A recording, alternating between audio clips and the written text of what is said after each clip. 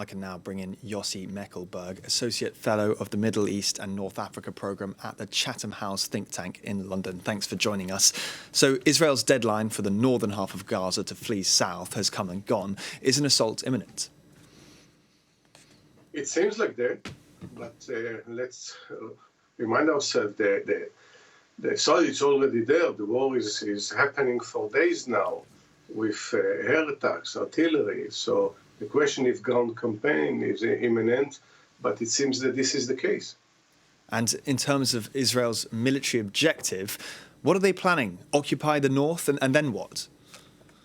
But I think the aim, and Israel is completely open about the aim, is to eliminate Hamas and ensuring that it won't have ever again the military capacity to inflict what they did, the kind of massacre that they inflicted on Israel last week.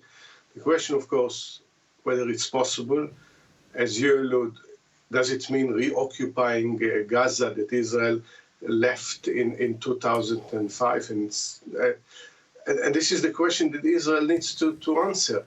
I'm not so sure that in the discussion right now, Israel think beyond the war. Also, what is the impact if it uses too much force in this? And as we see, a lot of innocent civilians are killed in these attacks.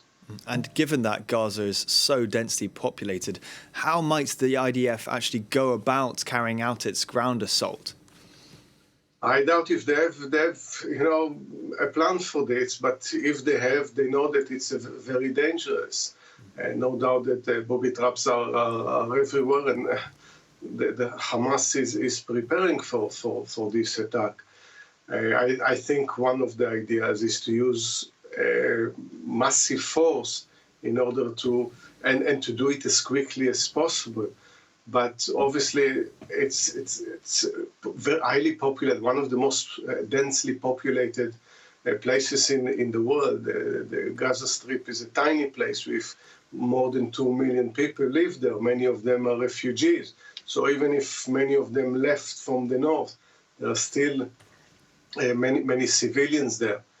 So I think we are bracing ourselves for some difficult days ahead. And is there any chance of Israel carrying out this incoming ground assault while respecting international law? Sadly, I don't think that anyone heeds now to international law. I think this is one of the tragic, not only of this conflict, but other conflicts. And I think at a certain point, us as an international community generally will go back.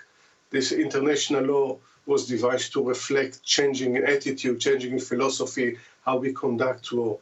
And in recent years, even more than just recent years, international law became just as a suggestion that most countries in this situation ignore.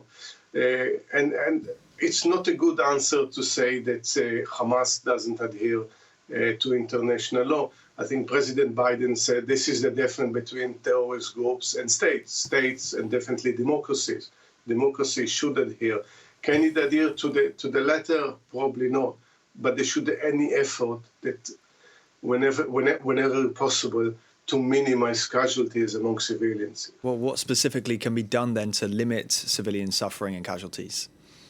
Well, to check sometimes in the heat of war, yes, sometimes even avoid certain targets if there is danger of killing innocent civilians. This is the kind. I don't think that Israel is out there deliberately to kill civilians. I think it's more if this is the target to eliminate Hamas. I think this dreadful euphemism of collateral damage enter into the equation. And now Gaza as a whole is used as collateral damage. And I think this is also for Israel to think if they kill and destroy Gaza, what's the day after? Those are the very people that they need to live in peace one day and coexist. So I think they should be thinking within the military, among the politicians, as much as one understands the anger towards Hamas, that the way is not by killing civilians and not adhering to international law, and frankly speaking, to commit counter atrocity.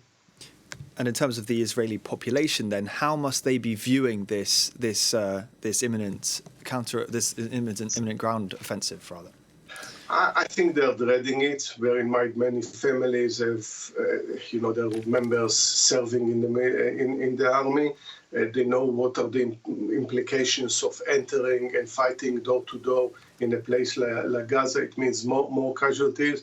After losing 1,300 people in a Hamas atrocity, the last thing Israel is to lose more scores of soldiers.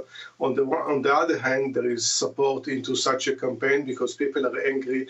Some want revenge, others want to see Hamas once and for all defeated.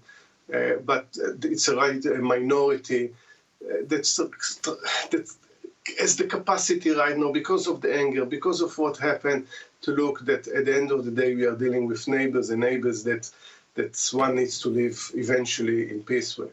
And since Hamas's attack, of course, Benjamin Netanyahu's popularity has collapsed. Any idea that he was keeping the country safe has surely evaporated. So what hope does he have of leading Israel through this crisis? Well, probably the honorable and the right thing to do for him was to resign the next day and leave other people to run the country. But I don't have any expectation of either of these characteristics of Netanyahu. So in the meantime, he managed to form some sort of an emergency government, hopefully with people like Benny Gantz and Gani Eisenkot, both of them former chief of staff. There will be the voice of reason within a government that there are not many people that can represent reason. It's the most far-right government in Israeli history. But I think, people will question whether it was the right thing for them to join government and in a way save Netanyahu, or wait for him and the pressure to make him step aside and then form a different government. Yossi Mekelberg in Chatham House in London, thank you very much for your time. Thank you.